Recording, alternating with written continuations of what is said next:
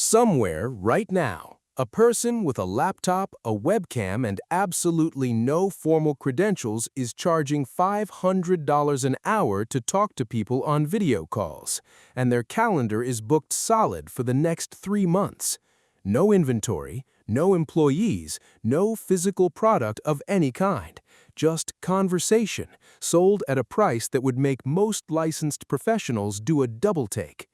And somewhere else, someone with an almost identical setup, an almost identical pitch, and an almost identical Instagram bio is making almost nothing, quietly burning through savings while wondering why this business everyone talks about online isn't actually working for them. This is the economics of owning a coaching business, and by the end of this video, you're going to understand exactly why this industry can be one of the most profitable businesses in existence and one of the most brutal, depending entirely on factors most people never think to examine before they start. Let's start with what coaching actually is, because the word has become so broad it's almost lost meaning.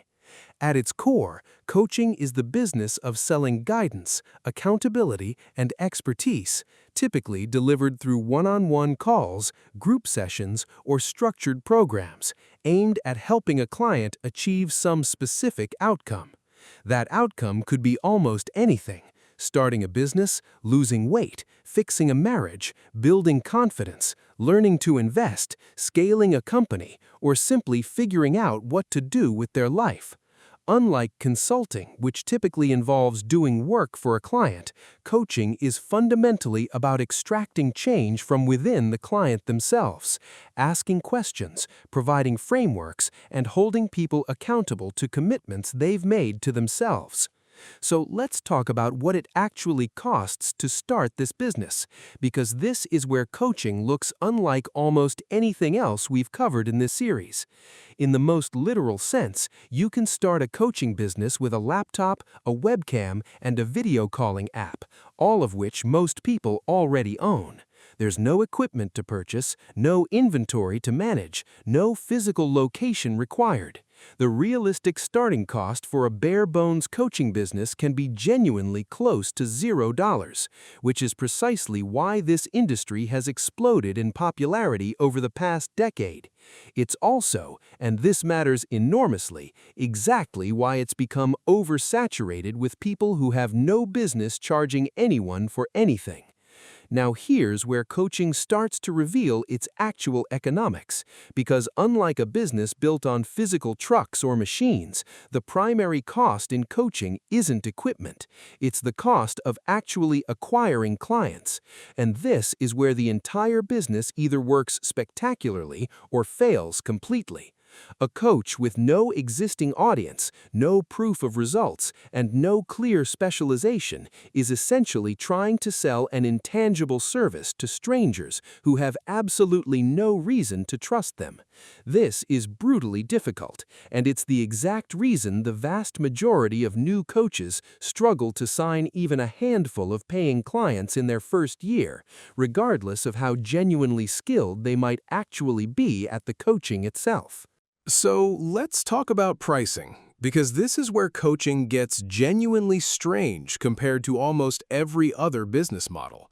Coaching rates can range from as low as $50 a session for a brand new coach with zero track record, all the way up to $5,000, $10,000, even $20,000 for a single engagement with an established coach who has documented results, a recognizable personal brand, and a wait list of people trying to work with them.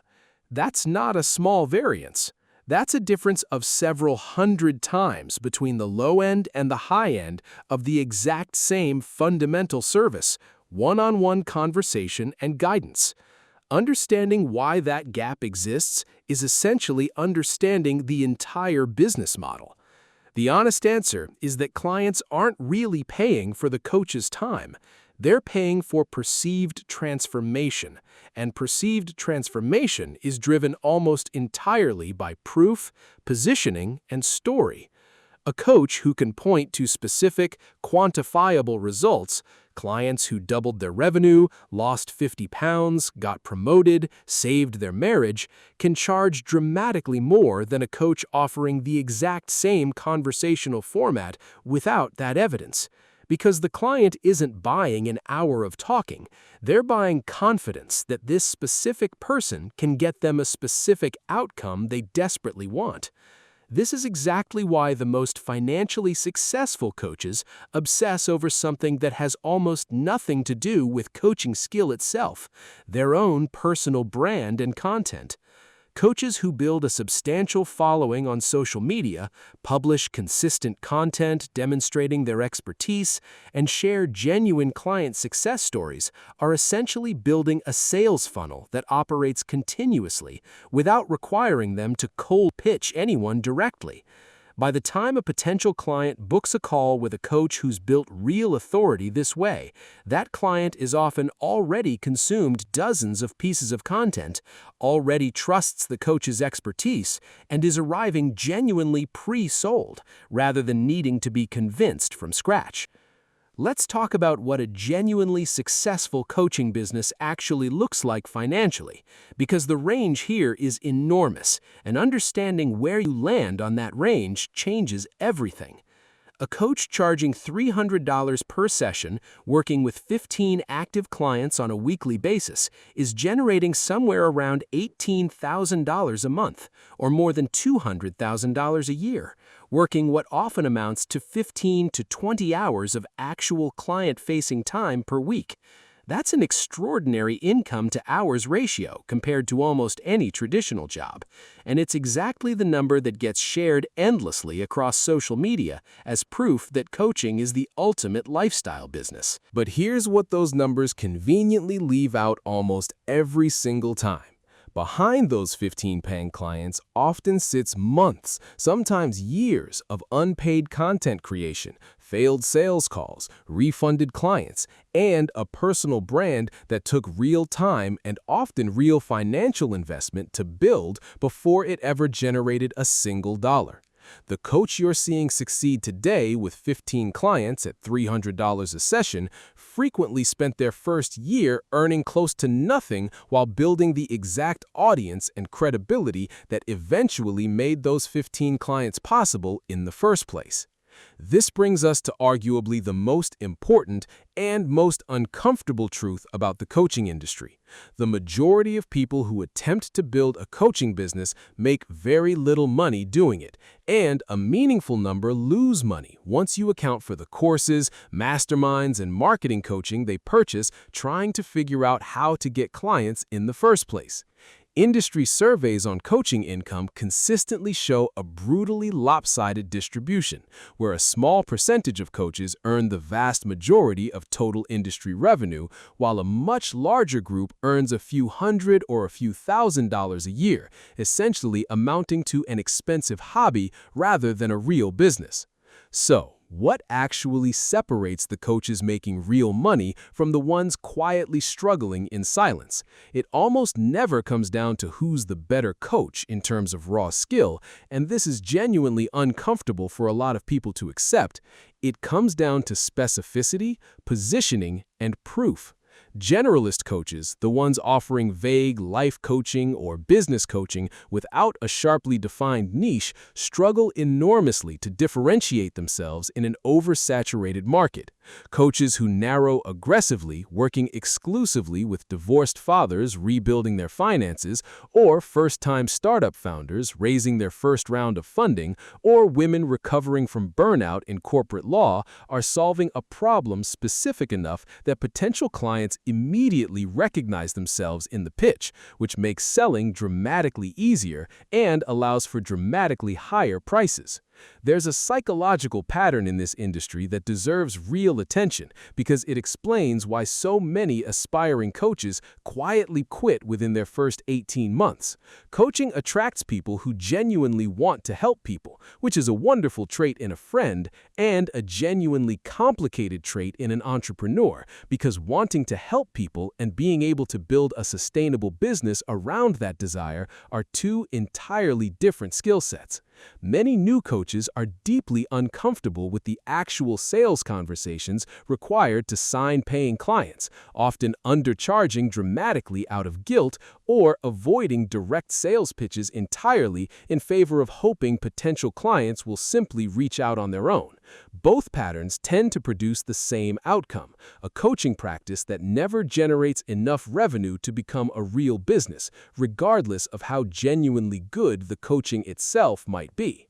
The most successful operators in this industry eventually come to understand something that initially feels deeply uncomfortable to a lot of people drawn to coaching in the first place. They're not just coaches, they're also simultaneously marketers and salesmen, and the coaching itself, however valuable, is only one piece of an entirely different skill set required to actually build a sustainable business around it. Coaches who invest real time developing genuine sales and marketing competency, rather than assuming their coaching ability alone will naturally attract clients, are the ones who consistently break through into genuinely substantial income, while equally skilled coaches without that additional skill set often struggle indefinitely. Let's talk about how this business actually scales beyond one person's calendar, because that's where the real ceiling of one-on-one coaching eventually becomes obvious. A single coach only has so many hours in a week, and even at premium pricing, there's a mathematical limit to how much revenue one person's calendar can generate through individual sessions alone.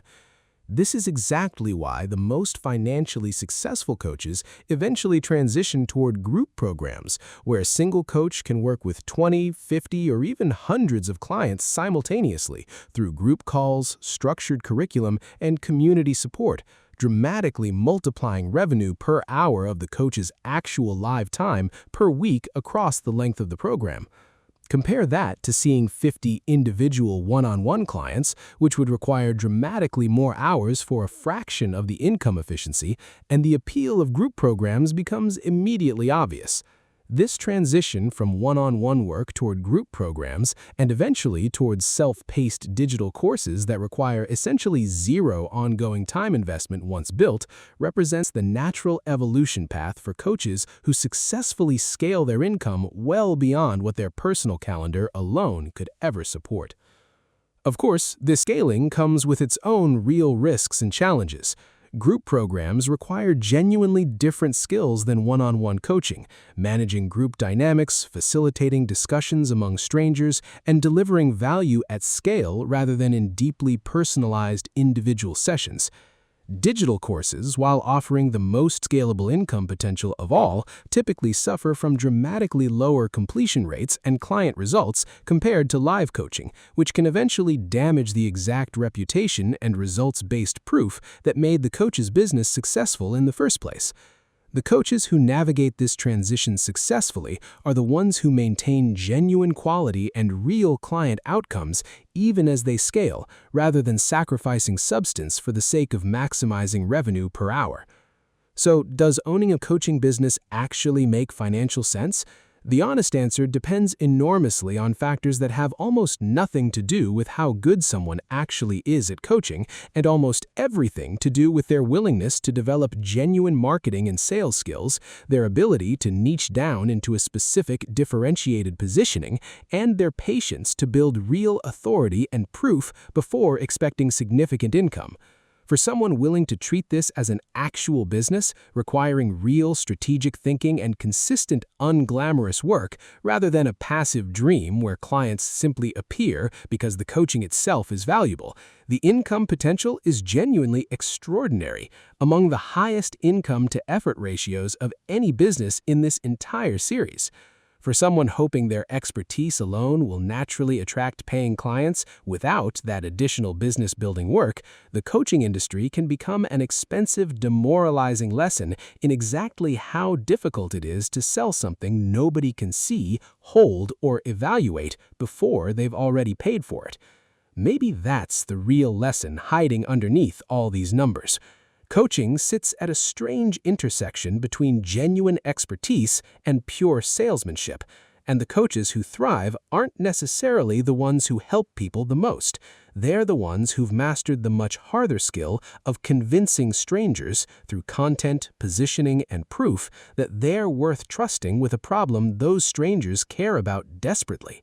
The conversation itself might be free, but the confidence to believe that conversation will actually change your life, that's the product being sold. And it turns out that's one of the most valuable and one of the most difficult things to sell in the entire economy.